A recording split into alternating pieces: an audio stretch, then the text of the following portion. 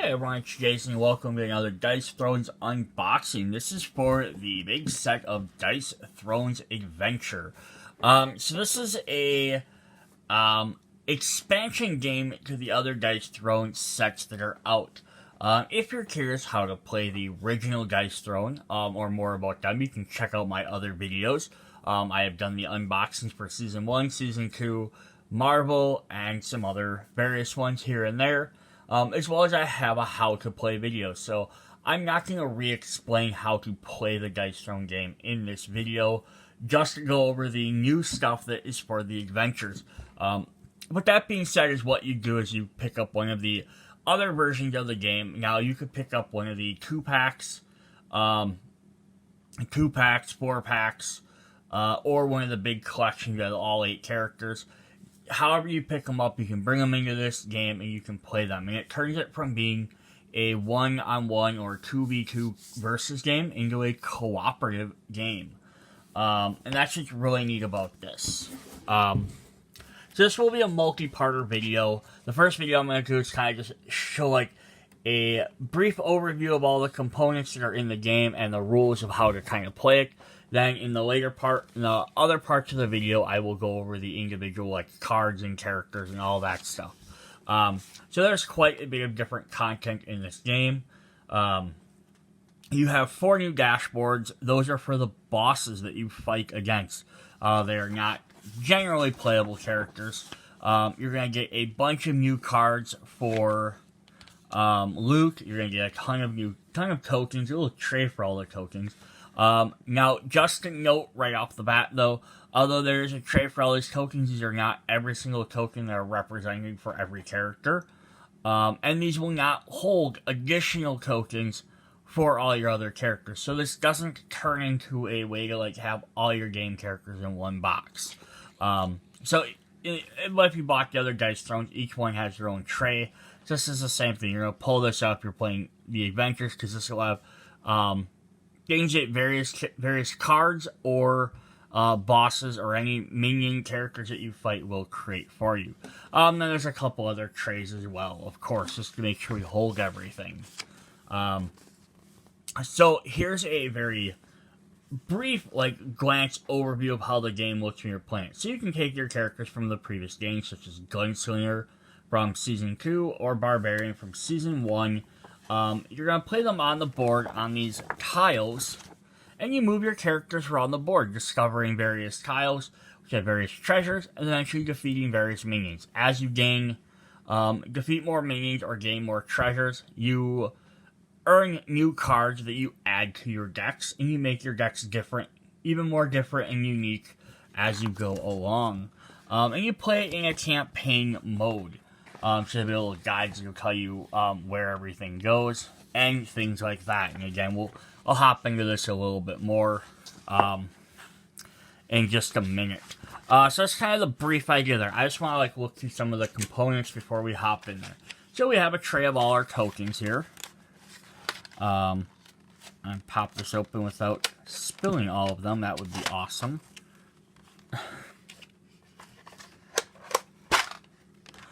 Yeah, so this is going to be a tray for any token in the game that has a card that's associated with it.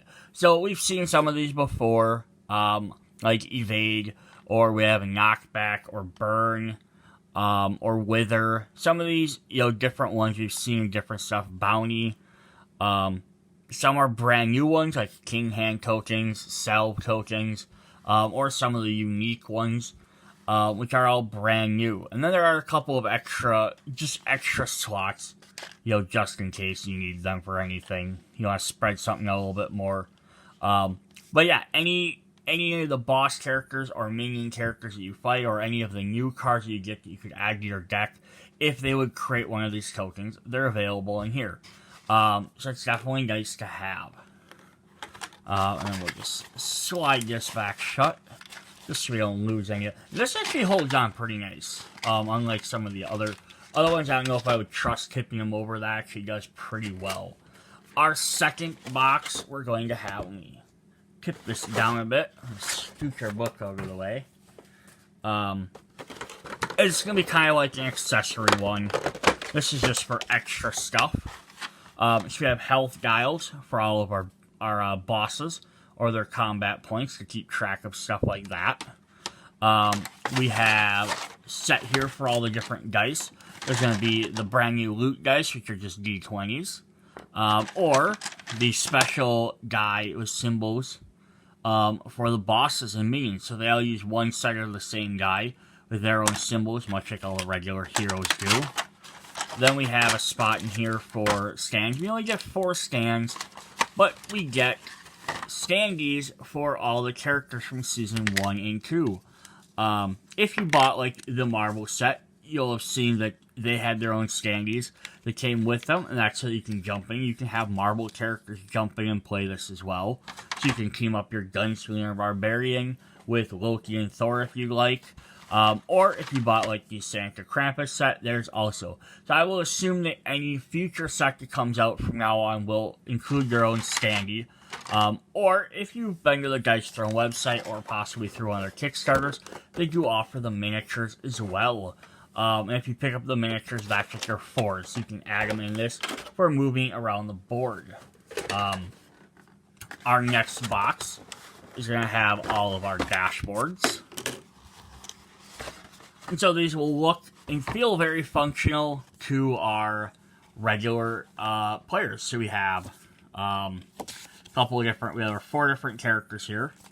And then their dashboards. We have a Fallen Barbarian, the Fallen Gunslinger, the Fallen Monk, and the Mad King, who's like the Dice Throne's Mad King that we're talking about through all the other games. This is kind of neat. Now, they have yet to release extra Dice Throne Adventure stuff. I would love to see some expansions to this where they have some of the other Fallen characters. Would be really cool. Now, I don't expect there to be a Fallen version for all 16 characters in Season 1 and Season 2. But it could definitely be neat just to add, like, another expansion with, like, hey, here's 2 more characters, or here's 1 more character with, like, another set of room tiles, something like that.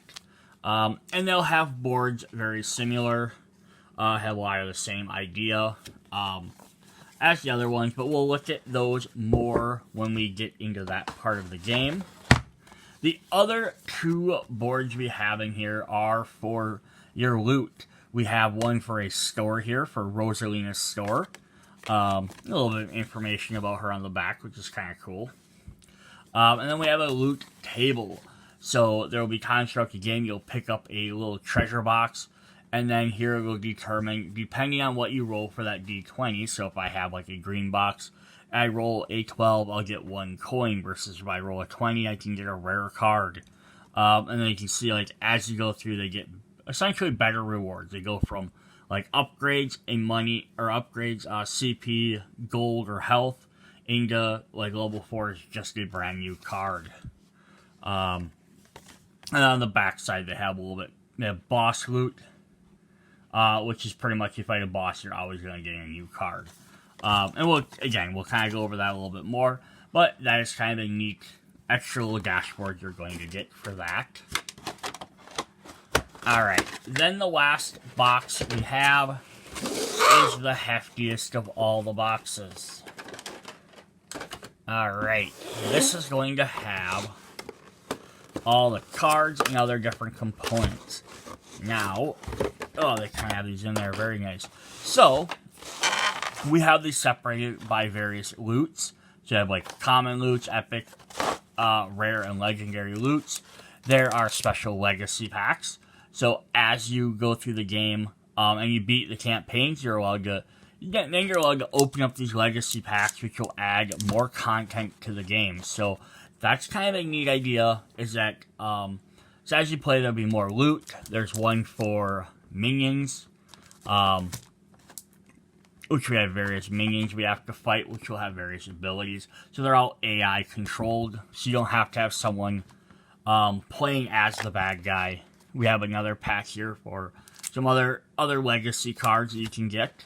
We have the 4 decks for the bad guys, which are going to look a lot like our regular cards. We're going to have main phases, upgrade cards, roll phases, but they work a little bit differently. than our regular one. Now, someone is going to inevitably ask, just while we're looking at those, and I'll go over this again on the video when I go through them cards, is could I pick up these cards and play as these characters? I don't know if they're intended to be, but I kind of don't see why you couldn't. I have to, I'll check the review every card to say for sure, but they have all the same exact things. They have, your CP, your specific faces. Now, they have other symbols on here that reference things that your players are to do, and they have, a role, for if I play this card, what the AI is trying to do. So they might be very viable that you could play these as 4 brand new characters in a regular game. I'll have to double check to see if it works, but they have seemingly the same components. Then finally we have tiles. So they have various tiles here, which are the ones you're going to travel along throughout the game. So green tiles are level 1, they're a little bit easier. And they'll have a level 1 for a minion, and they have various effects on them. And that's how you go through the board. So that's kind of cool things. And then you'll finally have your portal crawls, which are telling you how to set up each of your dungeons. And there's actually quite a few of these, as you can see. So you have various different times to play through the game. There should actually be, I believe there should be a setup, so it should be a setup for 4 separate playthroughs. So you're going to play through 1, then fight the Fallen Barbarian. Play through a second one, fight the Monk. Third one, fight the Guardian, or the Gunslinger, and then the 4th one, you fight the Mad King. So there should be overall 4 gameplay modes. Alright, so that is all of our different tokens and all of that stuff. So now let's kind of look at some more of the stuff in the game and how to play it. I'm going to readjust my camera here. There we go. Alright. So, what we have here as a setup is for the portal crawl itself. Now, I just want to show this. Right off the bat, they have a video tutorial, actually from Dice Throne. So if you want to actually really learn how to play, that's probably a better way to learn how to play. This is me more or less just going through the rules. I'm not going to teach you every single minor nuance of playing the game. We're going to kind of look through. So you're going to set up your board for your portal crawl. Based on your objective tile. And this is how you set up. You always have a starting portal. You'll put your heroes on there. And then you have all the different tiles spaced down, and you're trying to get to various things on them. Some of them will tell you to place tokens on certain spots, or treasures on certain spots, and then you'll have your boss portal. Your ultimate goal is to get from your main one to collect each of these different portal shards, which are a die, and then they'll open up the boss portal so you can fight them. So sometimes, not particularly as much this map, but some of the other maps, you might be able to avoid going to certain areas. This one you could, because if you came down here and got this shard, you wouldn't have to go to that one. Or if you're coming up this way, you could opt to go to 2, then to the boss. You wouldn't have to go up and try the level 3, unless you're trying to get more treasure. And that can always be based on how much health you have and things like that. So the other things you're going to set off to the side, of course, you're going to have your minion deck, your enemy dials, 2 sets of chaos dice, which are for the bad guys, and your team's gold. So you keep track of how much gold you have. Your objective, to complete the portal crawl, players must explore boss portal tiles leading to the level 4 minion guardian. The boss portal may not be explored until all 3 portal shards have been collected from the map. To collect portal shards, must explore the environment. Along the way, you'll help discover loot chests and cells, but each step is fraught with danger. So a starting player must roll for a die. So what do you actually get to do on your turn? You have 3 things to do on your turn. You move and explore. You can spend the cells, which we'll go over on the bottom. It says what to do with them. You can move any distance across explored environments or to an unexplored one. So an unexplored one is one that's spaced down. As soon as you move it, you have to flip it over and reveal it. or you can move across multiple. So it's saying, like, if I was way over here on 3 and all these have been discovered, I can move back across all of them for free. I don't have to. You don't have like 2 movement, and then you have to like sit around and do nothing for a turn. And explore. If you move to an unexplored environment, during a move step, reveal it and resolve its effect. If a minion icon, one of the 4 different symbols, is showing, set up and engage a new minion and proceed to the minion battle. So if you are engaged with a minion, you can't move or do any of the other stuff. You should have to fight a minion. So what you can do here is spend salve. You can do first strike, complete minion step before the hero step. Then you do the hero step, perform your complete dice throwing, which will work exactly like you've played in the other games. You roll your dice up to the 3 times, you do your different attacks, you can play your cards, all that stuff, and then the minions get a turn.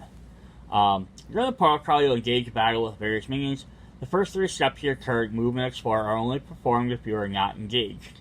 Minions, if you are engaged with a minion, skip the move and explore and immediately proceed to the battle. So if, like, for some reason you didn't beat them the first time, you have to keep fighting them until you defeat them. So salves are a very important part of this game.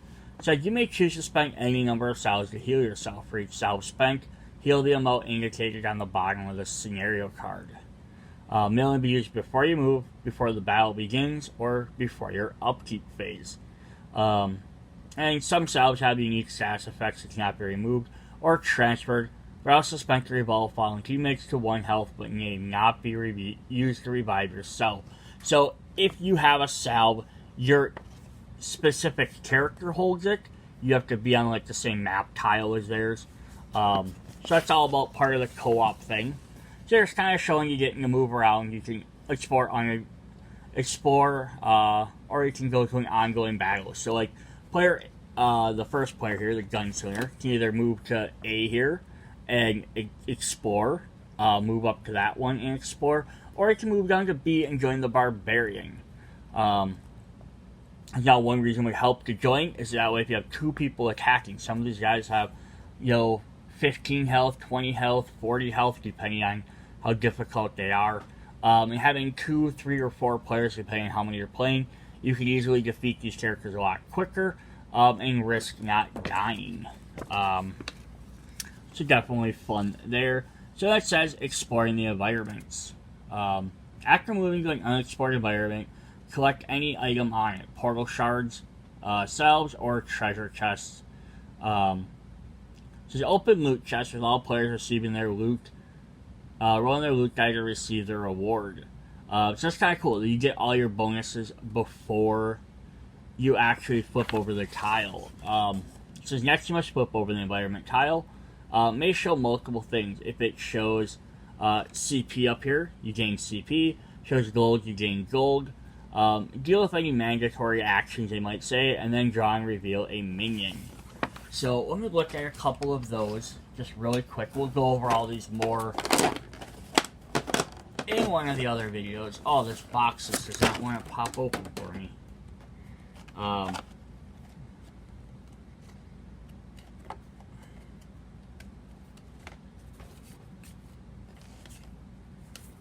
So if we got like 3 different ones here. So if we have like Volcanic Sprout, once I flipped it over, I would gain 1 gold for our team, so we can spend it later on.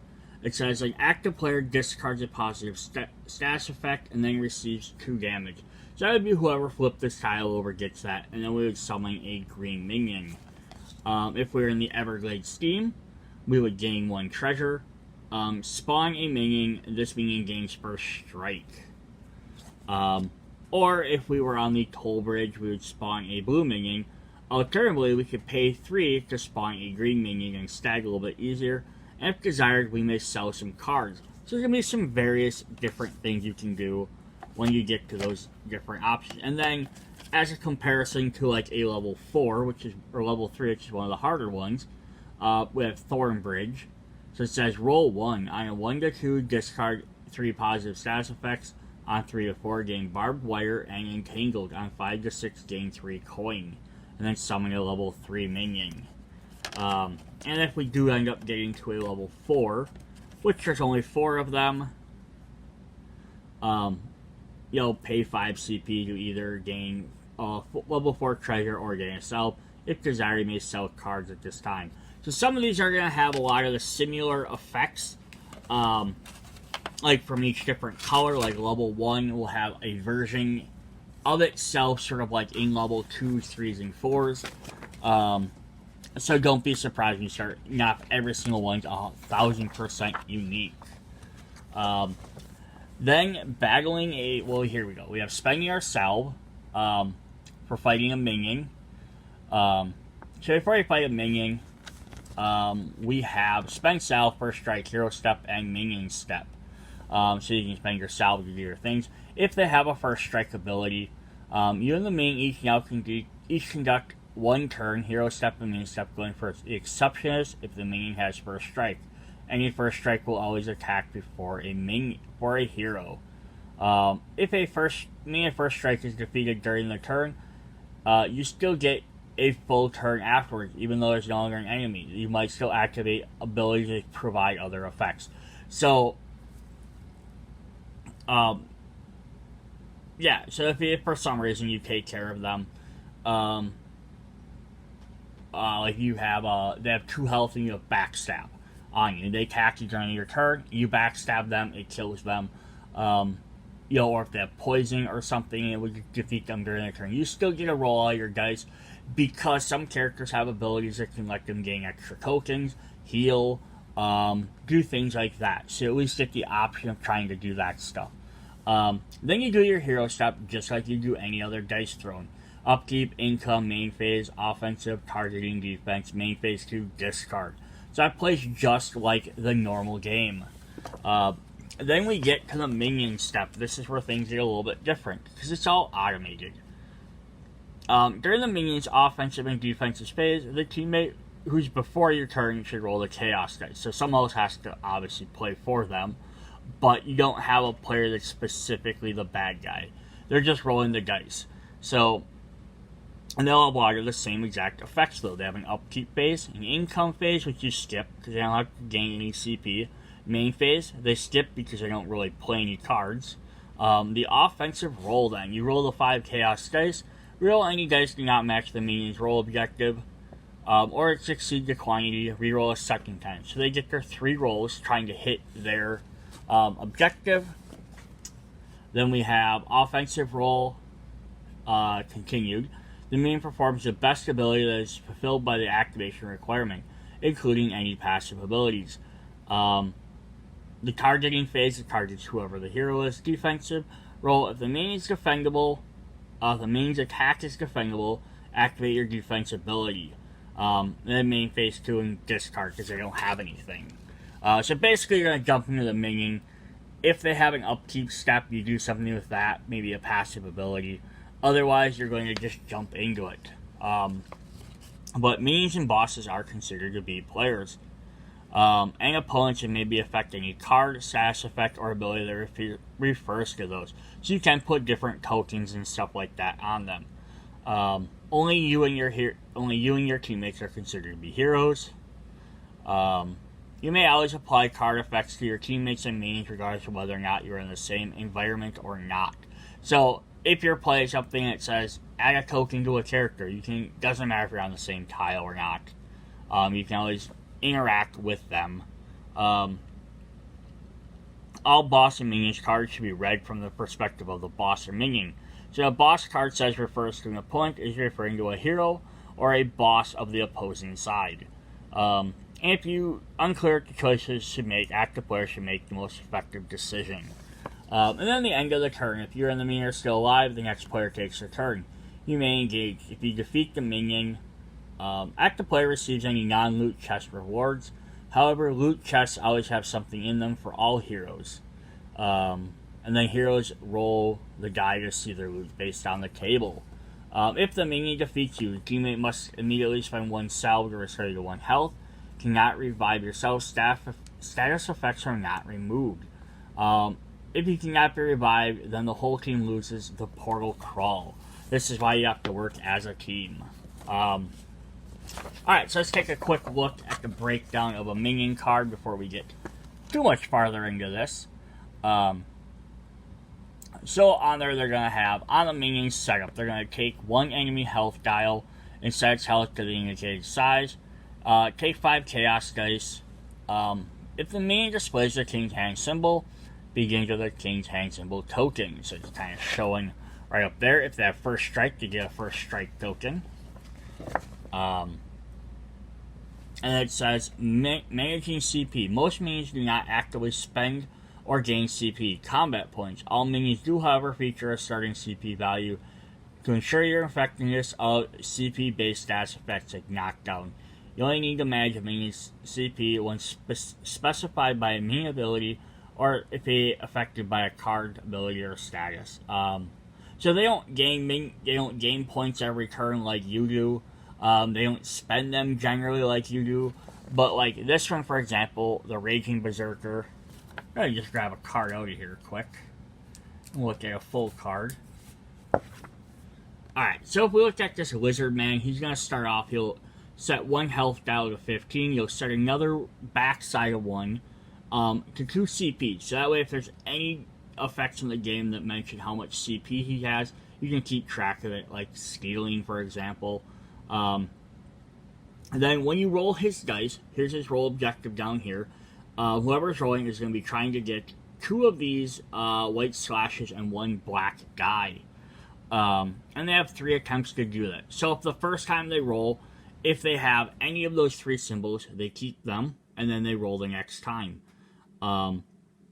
If they end up with more than 2 of the white ones in their first roll, or more than 1 black one in their first roll, they'll re-roll everything else until they achieve this result, or all 3 dice are gone. If they rolled all 3 attempts and still haven't gotten their desired result, or a result that'll work for them, because some of them do have multiple different ones in there, then they either attack or they don't attack. And then otherwise that, it works just like one of your heroes would play an attack. And then they do have a defense, lots of them have a defensive roll as well. So if you attack them, they do their defensive roll on their turn.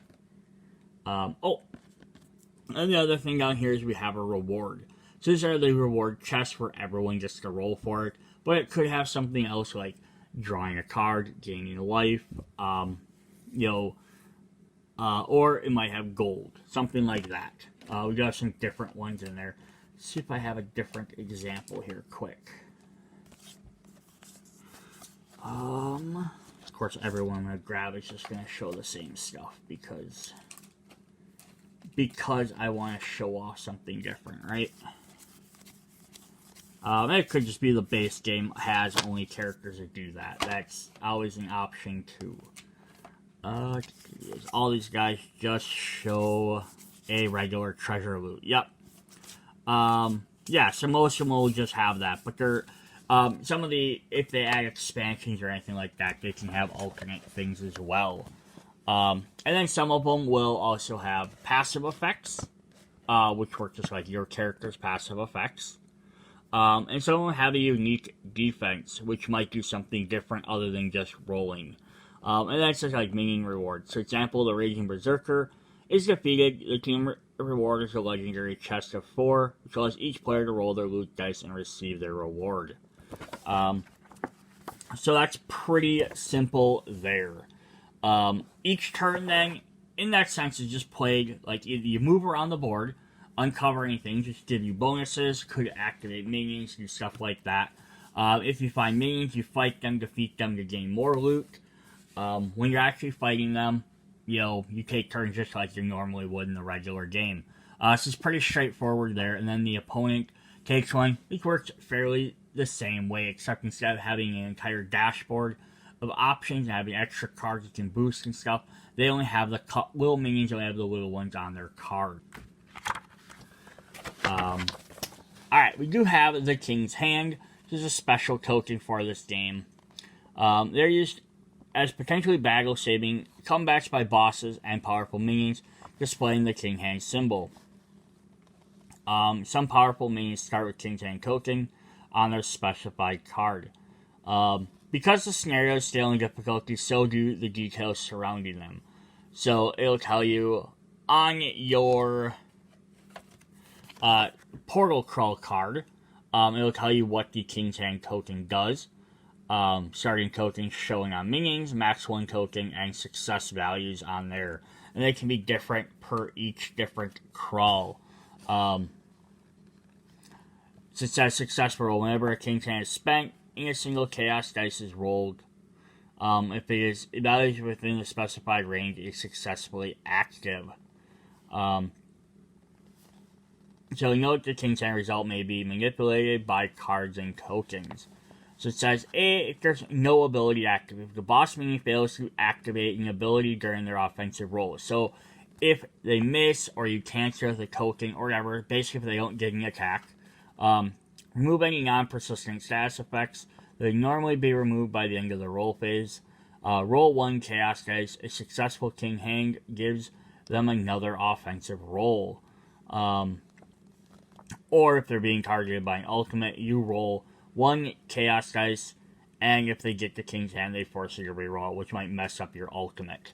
So that's basically all ultimate's going to do, is give them a potential second chance to attack if they miss, or almost a way to dodge an unblockable ultimate. So that is that. So before I jump into the boss battle, I do want to look at one of the portal crawl cards here. So this is right for scenario 1, which is the one shown in the book there. It's just going to say hero setup. So it's 1/2/3/4 for players. So depending on how many people are playing is how many health your heroes start with. So if you're playing a single player game, you have 35 health. If you're playing 4-player games, each player only has 10 health. So this is a very important thing to keep in mind. The more players you have, you're going to have, you could potentially all gang up on one enemy in your spot, and you have 4 turns versus their 1 turn. So having 10 health, means you're going to have to spend a lot more time maybe healing or being better at dodging each other, but you're also going to do 4 times as much damage. So there should be 2 starting salve tokens amongst your team. So this is, you have to decide which of the 2 to 4 players each get one, and then the starting gold based on how many characters. So again, 1 player gets a little bit more advantage with 15 gold, whereas 4 players only get 1 gold to start with. On conclusion, it says upon defeat, shop 3 random cards or random commons or 1 random rare. Record losses on the score sheet, increase starting salves by 3, repeat the scenario. So if you're defeated, this is what you get to do. If you win, you get instead shop for 3 and 1, record the win and advance to the next scenario. So it's kind of like if you lose, you're not out of the game. It's just going to go towards your overall total of points, which we'll get into a little bit farther into the video.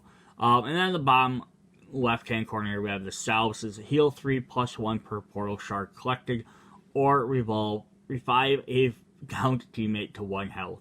So the salves could change from scenario to scenario. For example, just to show a little bit of a difference, we jump to number 7, which is a lot harder. So your health and gold stay the same, but we don't get...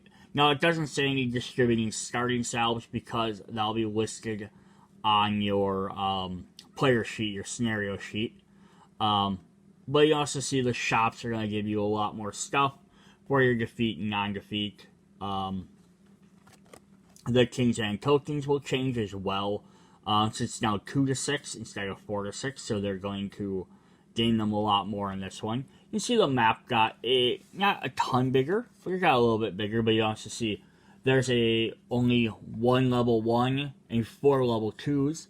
But there's a bunch of level 3s and some level 4s that you have to fight. So it's going to be a lot more difficult. And then the salve in this one stayed the same. So there's some different options there. Alright, the next step we have up are the boss battles. Alright, so it does say here, do not read this section until after completing your first portal crawl. They want you to be familiar with the game before you even worry about fighting a boss. But we don't care. We're going to hop into this. So the boss battles work a little bit differently than the minions. So they're going to set up a full board Just like you'd have another player, you have your boss board, you have your leaflet, you have your boss deck, which will be divided into an action deck and an upgrade deck. And then you'll have an enemy dial and a CP dial. And it doesn't matter which side's really which. You'll also have a boss card, which will do just like the portal crawl, will give you all your relevant information you need to know. It's just telling you how to set up all your different stuff on there. So heroes share. So when you fight a boss, all 4 heroes are fighting all the boss. So basically, if you get to the end of a portal crawl and you have to fight a boss, you can clean all the tiles off the board. You're now just fighting the boss. You're not running around doing other stuff. So you're not going to have. So you'll be working together to fight a boss, and your teams will take turn operating the boss the same way you did for the minions. Some preparation is necessary, but you won't be going around fighting or running around the map and someone can come join you. You're all fighting at the same time. So boss setup is choose a health dial for your team, set it to your total for whatever it says. The center of the table place the following you would for a normal dice thrown player: your leaflet, enemy dial, all of that stuff. So now how this works differently is, first of all, you have to set up your boss. You have the upgrade deck. Upgrade cards used only for boss setup can be identified by the arrow. Action deck uses the stars.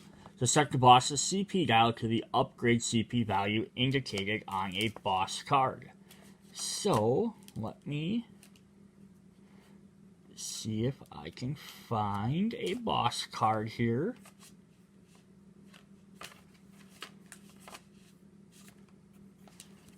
We have, why can't I find one?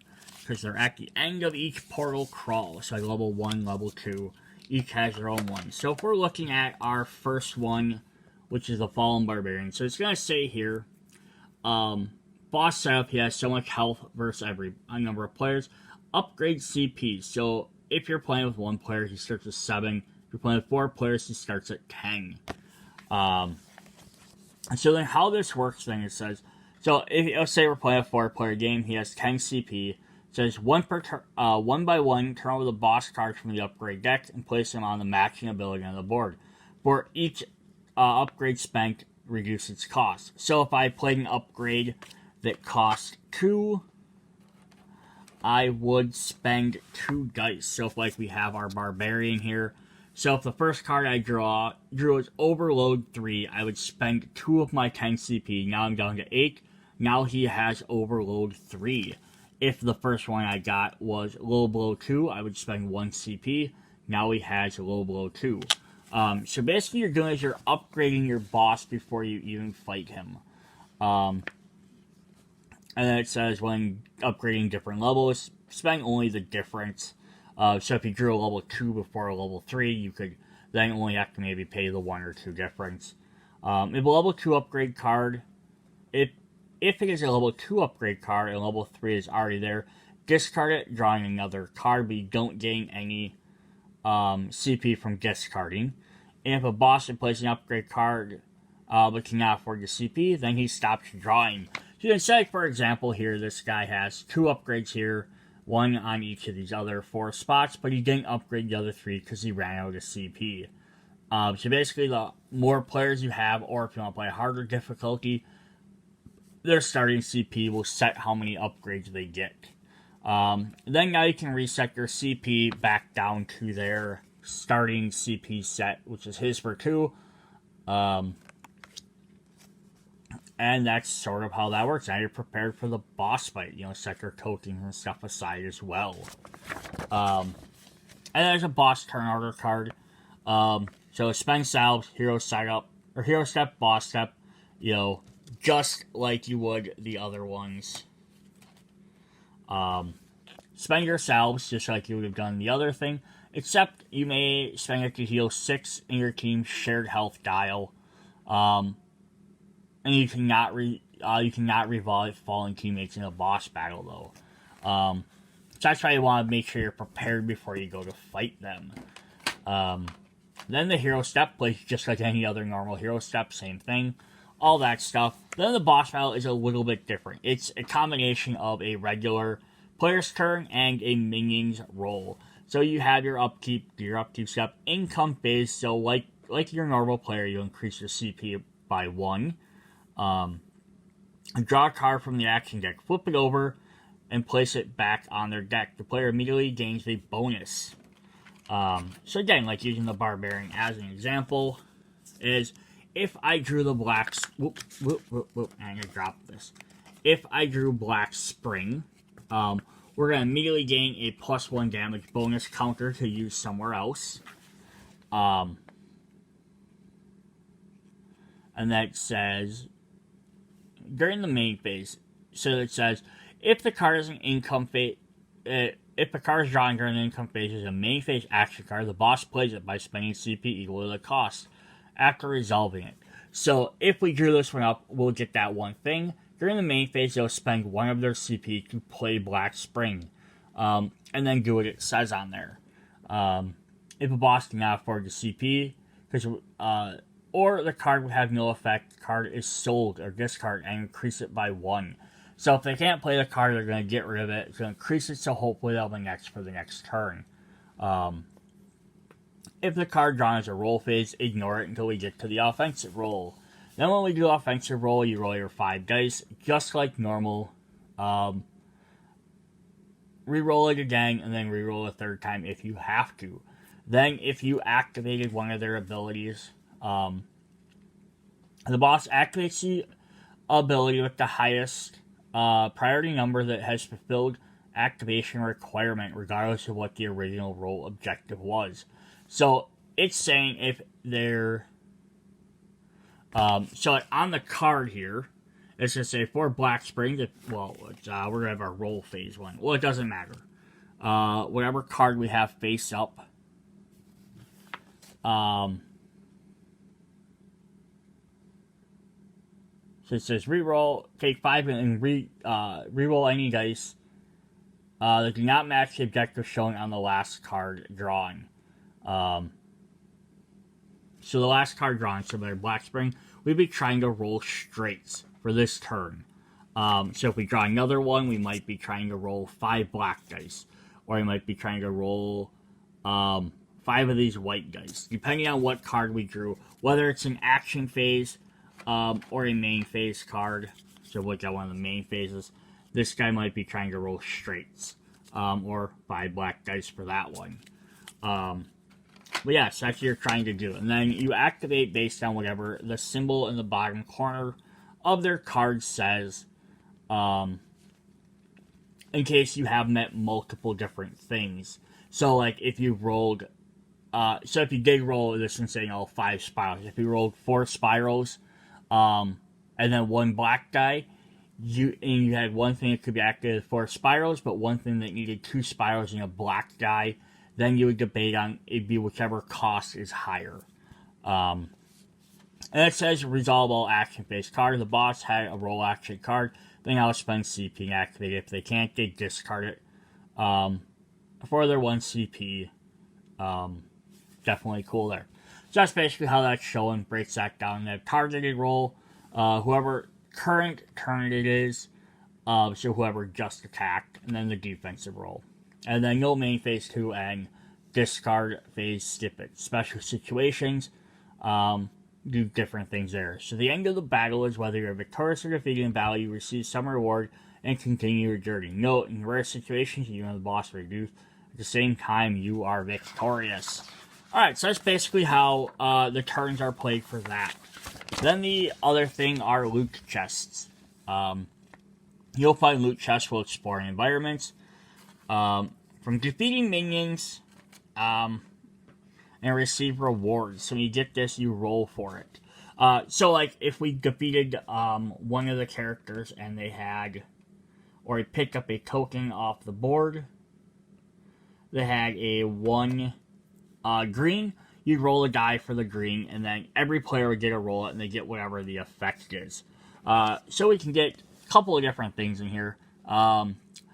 Bonus damage tokens, which have a positive effect. Take 1 corresponding token, add it to the indicated Add the indicated amount of damage to an attack, so you can have stack 2. So basically, you stack on your character, you can spend them to gain an extra bonus. You can gain CP, draw cards, gain health, gain gold.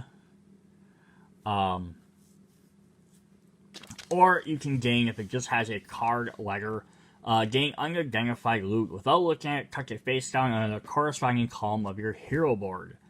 So they'll have like one spot for common, rare, epic, and loot in each of your 4 different slots. This will keep track of all the rarity levels. So then you gotta spend these later. So important, you cannot use cards or abilities to reroll or change the results, even if it says any dies. So unless it specifically mentions the loot die. Then, alright, so then for scenario conclusion, it'll tell you what to do. You have shop and boss loot. Permanently upgrade your deck by adding loot card. If the current scenario is a portal crawl, see shop, otherwise see boss loot. Win-loss record. And you're going to mark all these down on a sheet, which I'll kind of see if I can grab that here. So you're going to have this campaign scoring sheet. So this is why you're playing through all the different sessions. There are 20 different sessions. Difficulty level, scenario score, what you're trying to achieve. All your different stuff. And this is basically so that, like, they're not going to expect you to sit down necessarily and play 20 games in a row. So if you want to sit down with your group of people and you want to play 3 games, play 3 games. And then you can come back. Next time you pick it up, you'll know what you have. So your starting salves, you always start with 2 on the first one. And it says, starting salves if you won remaining salves from previous session. If you lost, starting salves of previous session is +3. And then down here, you'll add other different stuff. So as you complete session 1, if you have any remaining salves, you get to add 1 for each one. Unspent gold, you get to keep 1 for every 5 you didn't spend. So you don't get to carry everything over, but it does help. Let you carry some stuff over to the next game in case you didn't or couldn't spend everything. Gain bonuses for explored tiles and for scenario score. And then your total session score, won or lost. If you won the game, write the total in the green box of the 1. If you lost, write 10 in the lost box. Otherwise, leave it blank. Then you can print off more of these. And at the end of the game, you get your full total score to see what you did. So this also helps for replayability, because you could play through a bunch of these, win some, lose some, do this, do that. And then as you get further in the game, you could replay the same scenario again. All the portal crawl tiles, even though they have the same layout, will be in different orders. The minions will be in different orders.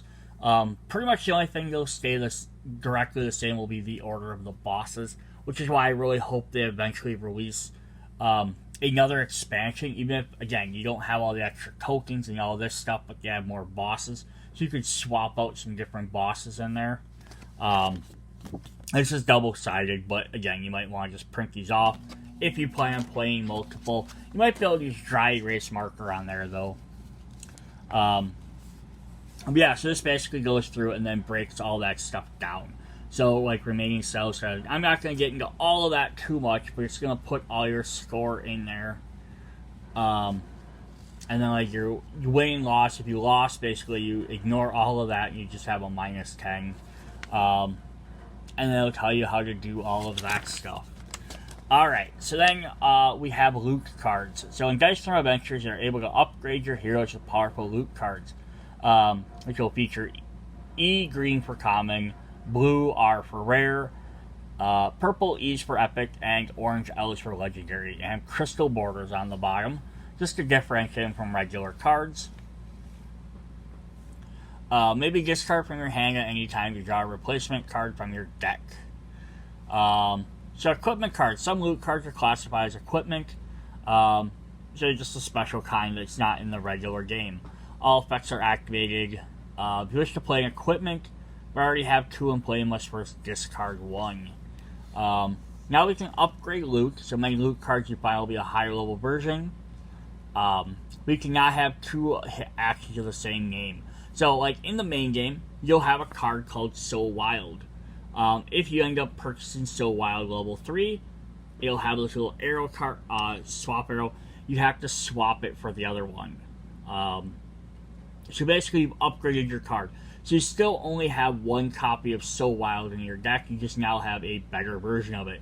So it could either have extra effects, or it could be cheaper to play, or some cards, the upgrade change from like maybe a main phase to an instant. Deck size limit. You have a limit of 50 cards in your deck. If you go above this amount, you must remove a loot card from your deck before you start the next scenario. So every character has typically 32 cards in their deck. If you have like the regular promo cards you can get, that would be 33. So you can get another somewhere between 17 to 18 more cards before your deck size is full. And if you end up getting that many, then yep, you have to start swapping different cards out. In your shop, so when you're in the shop in between portal crawls, you can spend your gold around the amount of gold dial to the nearest 5 gold, with all heroes receiving this amount of gold to spend in the shop. So everyone during the game shares 1 loot, but then you round it up. So if that's 27, you can increase it up to 30. Now all heroes have 30 gold. Deal shop cards. So each player a hand of loot cards to the amount indicated on the conclusion section of the scenario.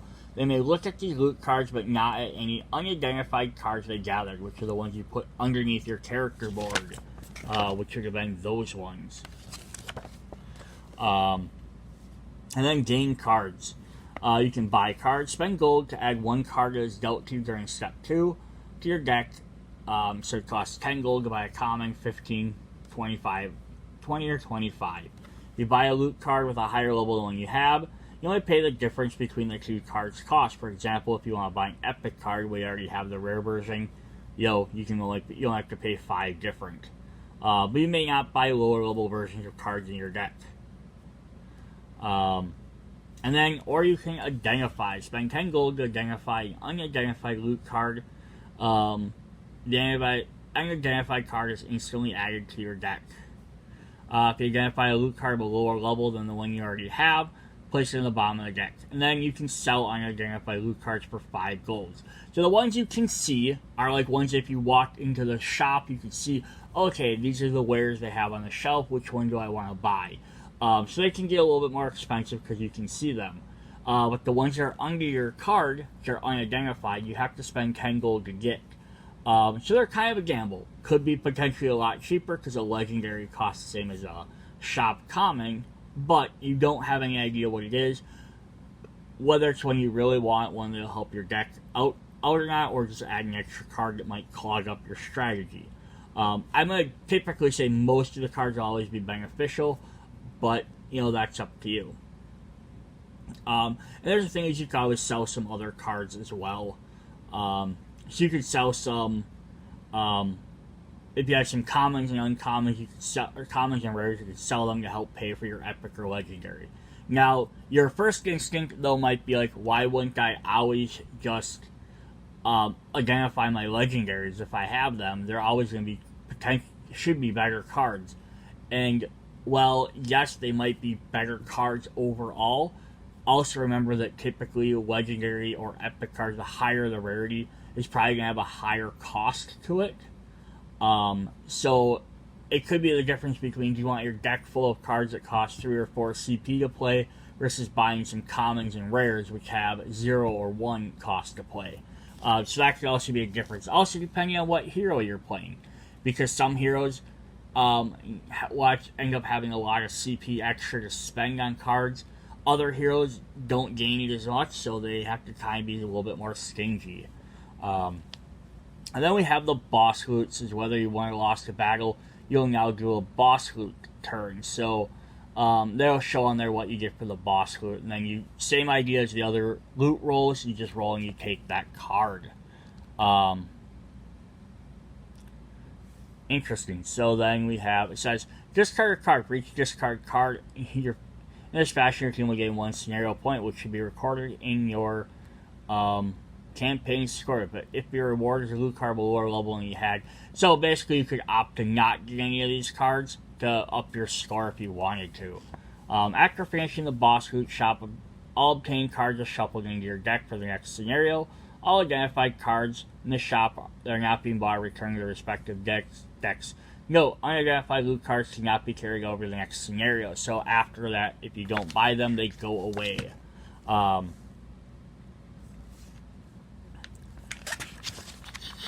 What did I miss there? There was something I wanted to point out that I missed. Oh yeah, for deck size limit. I just wanted to show this at the bottom as well, as I didn't really go over it. It says, custom sleeve cards from DiceThrone.com come in packs of 50. So if you buy one that has like the Barbarian sleeves or the Gunslinger sleeves, they'll have a pack of 50, which helps you keep track of it. So then as you, if you get a new card, you can go ahead and slot it in your sleeves. That way you can tell it's part of your deck. If you would choose to. If you do not choose a sleeve, you may need to count your cards as you advance higher scenarios to stay under the 50 card limit. Alright, then we're just about to the end of this video, and then we'll for sure start with a part 2, or we'll start going over some of the other components, but we'll probably do a part 3 because there's so many cards.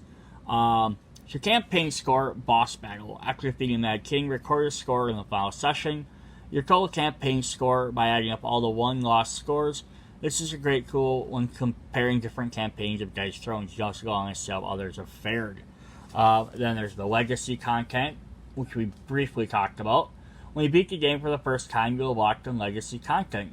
This is as much as you're willing to stay on the subject. You'll discover how to use it on your own. So there's some cards, like some are tiles, some are boss monsters or portal crawls, some are cards that add to your deck, so some various different, some are loot that you just add, but to kind of give you, like, you can play through the entire game, and then now, hey, now second time you play, you have something else to look forward to. So you could essentially say, I can at least get 2 full playouts of different stuff. Now, there are a couple other different game modes in here we want to go over. A boss versus many is a 3 to 5 player alternate game, which allows you to play as a boss with one player playing as the boss. Okay, so this is what we did mention at the beginning. I couldn't remember if you could, but yeah, you can definitely play boss mode, which has a couple different rules, or boss versus boss mode. It's a 2-player alternate game that allows an opponent to square off against 1v1, basically play it as normal, just with extra health.